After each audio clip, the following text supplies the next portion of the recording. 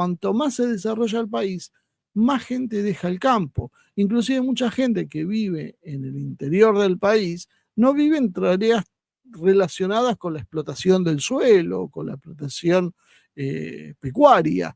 Eh, Viven con otros funcionamientos, pero alejado de las grandes urbes. Pero bueno, todo este proceso de urbanización cambió la razón de ser. Entonces, hoy hablar del campesinado puede tener razón en algunos países más atrasados donde todavía la base campesina sigue siendo muy fuerte. Pero yo diría que entre los países que toman las grandes decisiones en el mundo, el campesinado es una pieza menor. Las decisiones no las toman los campesinos. Los campesinos ni siquiera son demasiado relevantes numéricamente comparado con otras clases que han surgido que en esa época eran diferentes. En esa época el campesino en general era analfabeto y pasaba necesidades, y el trabajador de cuello blanco, el que sabía leer, escribir y llevaba contabilidad y demás, era un empleado administrativo que ganaba muy bien y era un señor. Bueno, si hoy miramos de vuelta a la historia, la cosa cambió bastante. El campesino, depende del lugar y depende de la zona, a veces puede seguir siendo muy pobre en los lugares menos desarrollados, pero en otros ya hay gente con un muy buen pasar, y el trabajador de cuello blanco vive del recuerdo, porque en general es mal pago, no tiene estabilidad laboral, no es considerado alguien importante y va a ser reemplazado por las nuevas tecnologías lo más rápido que se pueda, y eso significa realmente muy rápido. Y el otro eje de los procesos revolucionarios, el sujeto histórico, que se ha discutido hasta hace muy poco tiempo atrás, era el obrero.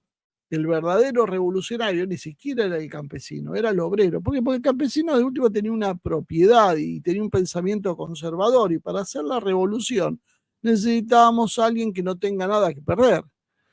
Y ese era el obrero, porque era un proletario, era alguien desposeído, que lo único que tenía para vender era su fuerza de trabajo y era lo que vendía. Esa filosofía es del mediado del siglo XIX. Estamos ya a principios avanzados, entrando casi a mediados ya del siglo XXI. Evidentemente la situación cambió.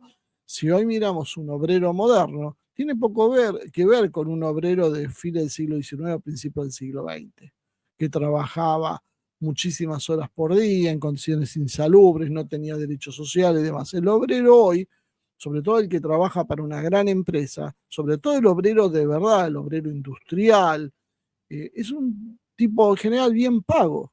El obrero que trabaja para una automotriz normalmente gana muy bien en términos de lo que gana la clase trabajadora en general.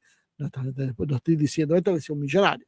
Estoy diciendo que gana bastante bien y tiene buenas condiciones laborales con respecto al resto. Cambio ese. Y sobre todo disminuyó numéricamente, son cada vez menos, porque el proceso de automatización de las máquinas fue desplazando tareas hacia otras áreas, servicios, administrativas, comerciales, lo que sea. Pero si antes había 9 obreros y un trabajador de otro área, hoy hay 3 obreros y 7 trabajadores que trabajan de otra cuestión.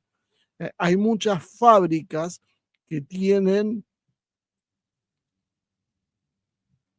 un puñado de obreros y tienen un plantel administrativo más grande. Está bien, ahora cuando desembarque plenamente los agentes de inteligencia artificial y demás, probablemente muchos de esos administrativos también van a desaparecer, pero la realidad es eso.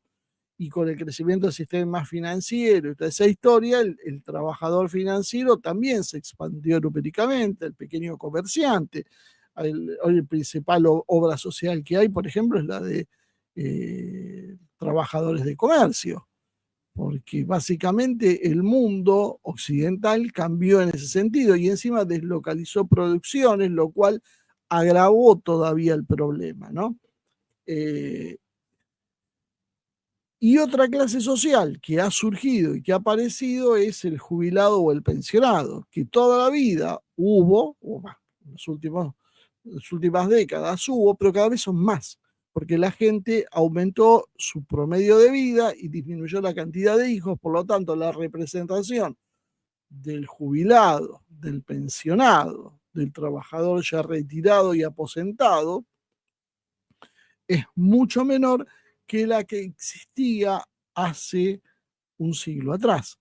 Entonces cambió la realidad social. Y como decíamos, apareció ese trabajador de clase media, administrativo, que también creció bastante. Y aparece un nuevo hecho que es el emprendedor. ¿Qué es un emprendedor?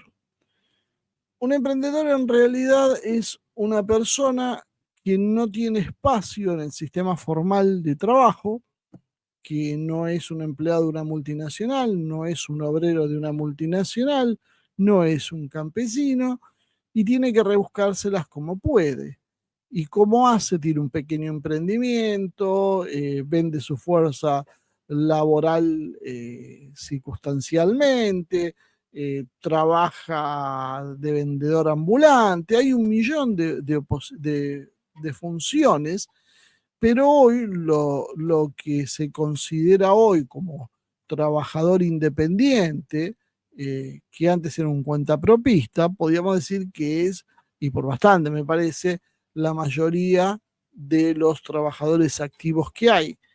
Y sin embargo, esto no está contenido en ningún programa político de reivindicaciones. Entonces, tenemos una disminución de los campesinos, un cierto orden que favorece al obrero industrial o tecnológico, la aparición de un sector urbano alrededor del comercio y de clase media abandonado a la suerte de Dios, y muchísima gente ya retirada por la edad o por problemas físicos que no está apta para trabajar.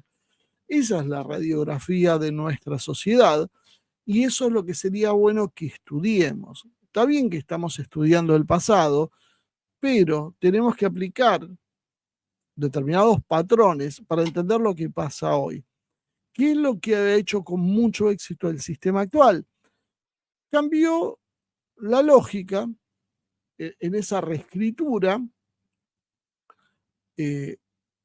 cortó con muchas figuras impuestas y generó nuevas impuestas, nuevas clases.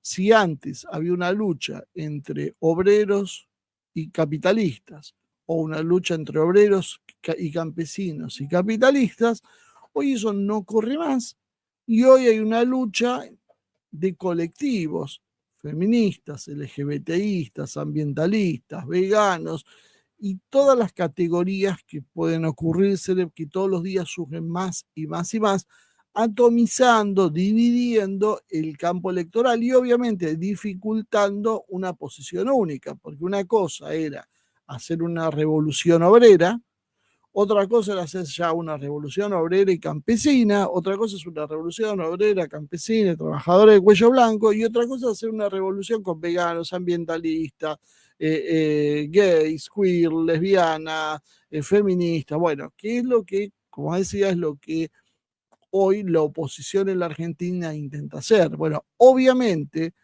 estas minorías no tienen nada que ver con la estructura económica y muchas veces ni siquiera son víctimas de la situación económica actual. En general suelen ser inclusive gente de clase media tirando a acomodada.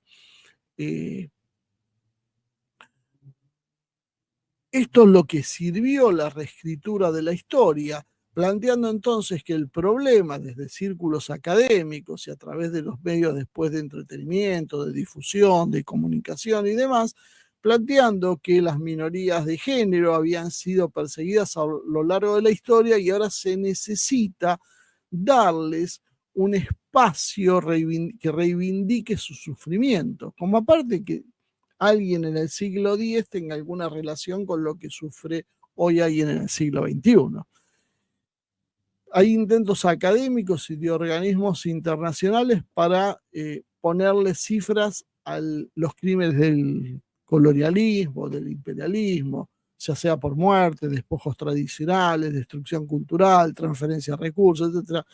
Obviamente estos problemas nunca funcionan, nunca hay consensos, porque como habíamos dicho, que se reescribe en función de los intereses actuales, hay una serie de presiones políticos para que esos datos apoyen, abreven, lleven aguas a quienes tienen el poder. Y esos que tienen el poder muchas veces tienen posiciones divergentes, y eso se traduce básicamente en que la forma que se está haciendo no está dando ningún tipo de resultados, ¿no? En parte del proceso, o sea, si pensamos de cómo analizar el pasado, hay que tener también mucho cuidado por el ataque a los símbolos de unidad.